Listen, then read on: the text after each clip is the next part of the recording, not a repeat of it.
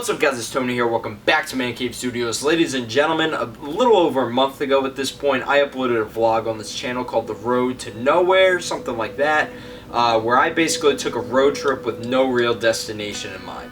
Today, I am going to tell you the story of how that road trip came about. So, as I mentioned in the vlog, it was originally supposed to be a train trip, but when I got to the train station and I started looking at possible destinations, everywhere was insanely expensive and just not really anywhere that I wanted to go necessarily. Basically anywhere that I thought might be interesting to go by train, the train had already left like really early in that morning, so I just decided, alright, you know what, this is not going to happen. Now, a few days prior, I started thinking about, what if it was a road trip instead of a train trip, and I kind of pushed that idea out of my mind because I didn't know how much I wanted to be responsible for a car. But then the more I kind of thought about it, it was almost 50-50 where, alright, if a train trip didn't work out, maybe it'd be better to do sort of a road trip, because then, at the very least, if I can't find a hotel room, I've got a car to sleep in as opposed to, a park bench or something. But anyways, I got in my car and I really just started driving south. So the train station is north of me, so I started driving south back home, stopped and got gas from my car, same spot I always get gas from, and then at that point I just kept on driving south from there. I didn't have a destination in mind. That was kind of the point, so I started just driving, and my idea was to just get to Maryland and kind of figure it out from there. Now, the first fork in the road I got to was, I was driving down 95, and I got to 695, and I could have either kept going straight, but a few months ago when I went to Washington, D.C. to see a Washington Capitals game, I remembered how bad the traffic was, and even though I was taking a different road, I didn't know if I necessarily wanted to get caught up in the Washington, D.C. traffic. It also looked like it was getting a little dark down south, and it looked a little better out west. So I got on 695 and I just started driving down that way with, again, no real destination in mind, just seeing where that road would take me. Now, it turned out that it was raining pretty much everywhere in the region. When I stopped at a park, I kind of figured that out. I also figured out the road that I had to kind of take at that point, if I wanted to keep going west, was I-70. It was either that or circle back and start going south. I didn't really feel like circling back, so I just, decided I'll get on I-70 and just keep going west. Eventually, I got into West Virginia and got a map of West Virginia and kind of started figuring things out and figuring out, where I necessarily wanted to go. I had been driving for around like 5 hours at that point and was getting a little bit fatigued, so I started thinking about, where do I want to go from here? But I didn't want to be completely spontaneous and leave up to chance where I was going to park my car for the night. So, I did a little bit of research where some of the safer places were in West Virginia, and I stumbled across Morgantown, which was kind of across the state. I was just on the eastern part of the state, but it was only like 2.5 hours from there, and I was like, you know what, it's worth it. Let's, take a trip to Morgantown, West Virginia, and then see where that takes me from there. Eventually, I got up into the hills and stuff, which was very great and scenic, except for the fact that A, it was raining, and B, my hybrid car wasn't really taking too kindly to the hills. I think I'd rather have had the V6 engine for that. But eventually I got to Morgantown, I stopped there for the night, I watched, Stanley Cup playoffs. It wasn't really the intention to do much while I was there. It was kind of just, I need a place to stop and let's figure out where to do some touristy stuff the next day. So then I woke up the next morning super early because my intention was to go to Charleston. There was also a minor league baseball game happening in Charleston, and I was like, you know what, it might be cool. Let's go see a minor league baseball game. That was originally my intention for where I was going to go that night. But I had a list of different cities, and I kind of added to it that morning of places where I could wind up. And the one that was really on my mind was Charlotte.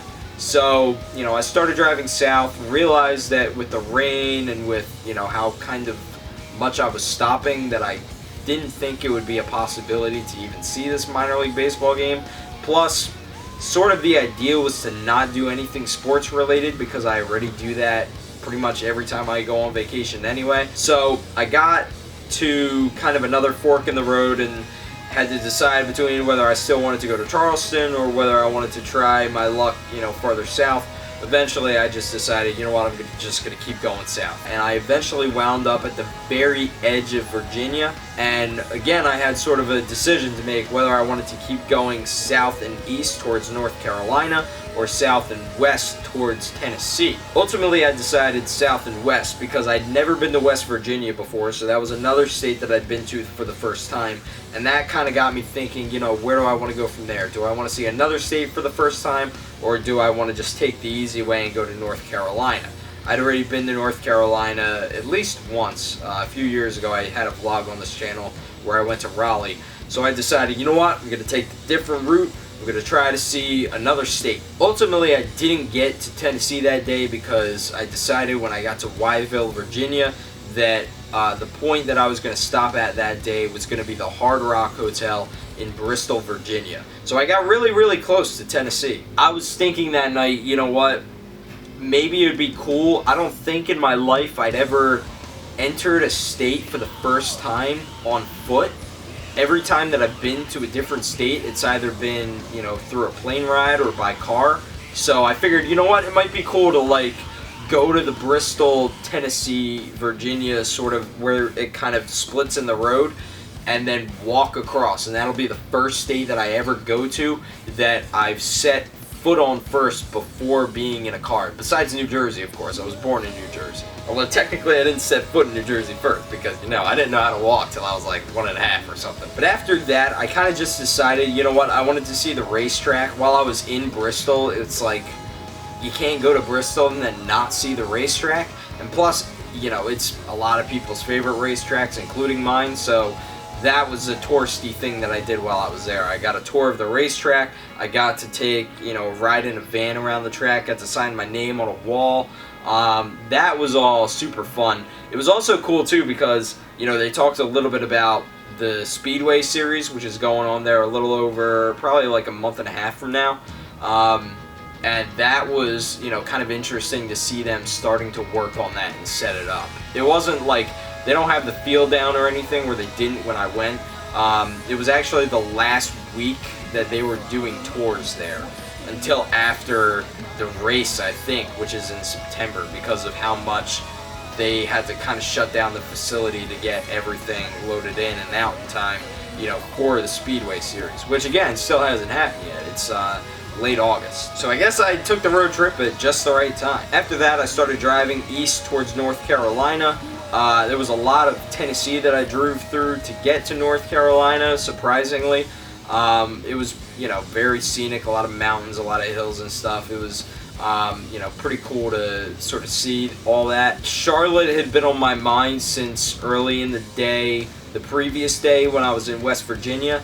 And I figured, you know what, that kind of has to be the final point today. It's going to be a little bit pricey, but I'd never been to Charlotte before. And I just, I didn't really have a reason for going back there at any point because I tour MLB stadiums and NHL arenas, and they have neither for now.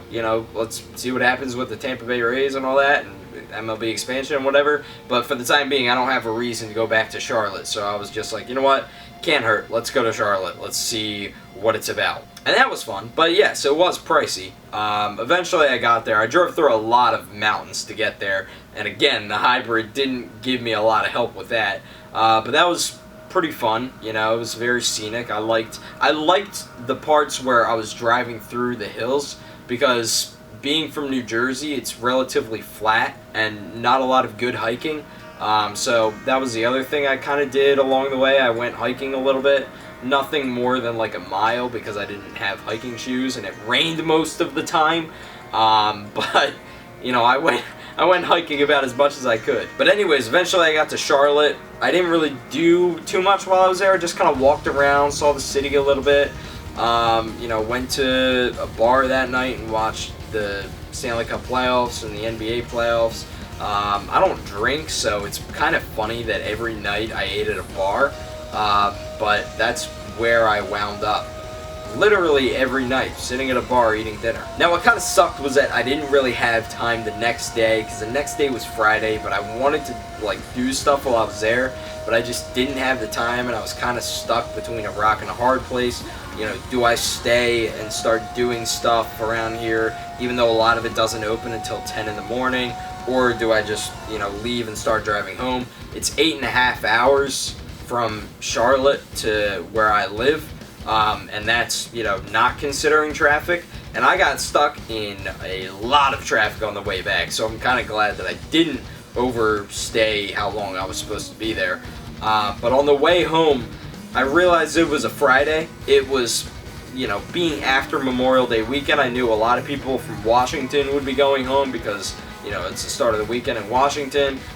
You know, people from Baltimore would be going to the beach, Ocean City. I didn't want to drive along 95 because I knew that that was going to back up with all the people that were going out the shore all the way from North Carolina up through New Jersey.